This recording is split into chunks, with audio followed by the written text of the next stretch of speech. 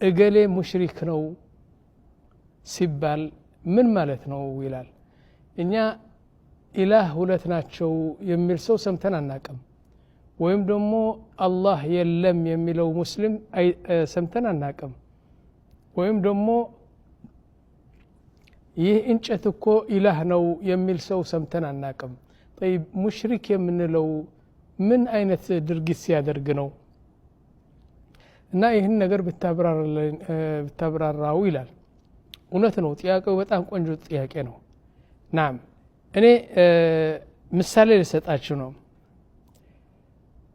كان رجل በአዲስ አበባ አንድ ሰው ነበር አሁን በአንድ ቀበሌ ነው የነበረው በደርግ ጊዜ ነው አሁን ቀበሌ ቤቱ ወሰዱበት ቤቱ ነበርና ቀበሌ ወሰደው አሁን በጣም ተናደደ በሸቀ ያለቀሰ ምን በቃ 2-3 ሳምንት ብዙ ተናደደና ብዙ አዘነ ከዛ ሚስቱ ምን አለችው እረ የኔ ባል ነገሩ እኮ ችግሩ እኮ የመጣው ካንተ እኮ ነው አለችው ምንድነው ምን አደረኩ ምን አጠፋው ሼኻችን እኮ ብዙ ጊዜ እኮ አልሄድኩም ወደ ሼኻችን ማለትዋ አንድ የሞተ በቀብር ያለው ወሊ ናቸው ብሎ የሚያምነው ሰው ነበር እገሌ ሼኽ እገሌ እኮ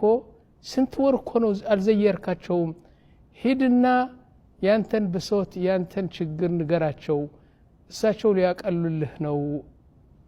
አለችው እረ እውነትሽ ነው እንዴ እኔ እኮ የኔ ጌታ የረሳሁት እኮ እኔ ነው ብሎ እየሮጠ ወደዛ ቀብር ሄደና ሼኽዬ አላቸው ቀበሌ እኮ የኔ ቤት ወሰዱብኝ እና አለቀሰዛ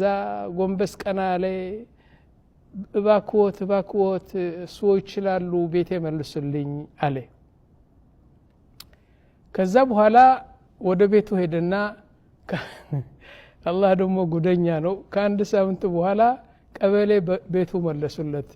ፋይሎቹ አዩና خلاص መለሰለት ብለው መለሱለት አሁን ኢማኑ 100% ምን ሆነ ቤቱ የመለሱት ሼኹ ናቸው خلاص ቤቱ ስለመለሱት የኢላህ ችሎታ ያላቸው ሆኖ ታየውና አሁን ምን እንላለን እኛ የዚህ ሰው ኢላህ ማን ነው ብለን ብንጠይቅ ሼኹ ናቸው አንድ ነገር ሲደርሰው እዛ ሄዶ ይለምናል አንድ ነገር ያኒ ነገር ሲጎድልበት ሄዶ ይህ እኮ ነው አላህ እኮ ይህ ነው የሚጠላው በጣም የሚጠላው إذا سألت فاسأل الله وإذا استعنت فاستعن بالله الله የሚለው እንደዚህ ነው يعني እርዳታ ፈልገሃል አላ አላህ ተጠይቅ ሰውየው ግን خلاص እንዴት አንድ ሰው በቀብር ውስጥ ሆኖ ወደ አፈር የተቀየረ የተወሰደበት ቤት እንዴት ይመልሳል ዲን እስትንተው የዲን ጉዳይ እንተውና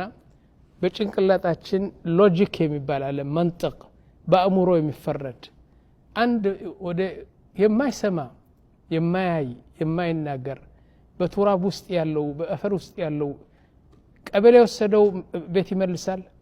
ላኪን ጭንቅላት እንደዚህ ከተገለበጠ እሱ እኮ ነው እሱ ነው እንትኑ ስለዚህ አላህ Subhanahu Wa Ta'ala በቁርአን ይላል ወመን ኑዓሚርሁ ኑነክስሁ ፊል ኸልቅ ብዙ እድሜ አትበሉ ብዙ እድሜ ከሰጣችሁኮ ከዛ በኋላ ራስህ ወደ ታች እግርህ ወደ ላይ ነው የሚሆነው ያኒ ጭንቅላትህ ይበላሻል ካሴቱ ይበላሻል ሸሪጡ ይበላሻል